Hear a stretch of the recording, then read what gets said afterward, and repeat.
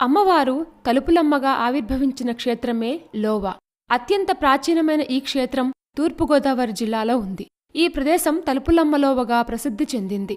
ఒకప్పుడు దట్టమైన అరణ్యంగా చెప్పబడుతోన్న ఈ ప్రాంతంలో ఎటు చూసినా కొండలు దర్శనమిస్తాయి. ఈ కొండల్లో ఒకదాన్ని ధారకొండగాను, మరొక దాన్ని తీగకొండగాను స్థానికులు పిలుస్తూ ఉంటారు. ఈ రెండు కొండల మధ్య ఉన్న గుహలో 200 అడుగుల ఎత్తున తలుపులమ్మ అమ్మవారు ఈ ప్రాంతంలో వెలిశారు. తలపులను నెరవేర్చే అమ్మవారు కనుక తలుపులమ్మగా ప్రసిద్ధి చెందినట్లు స్థలపురాణం చెప్తుంది. ఇక్కడ అమ్మవారి ఆలయాన్ని ఆనుకొని ఉన్న కొండపై నుండి నిరంతరాయంగా పాతాళగంగ ప్రవహిస్తూ ఉంటుంది. అందుకే ఈ కొండ ధారకొండగా ప్రసిద్ధి చెందింది.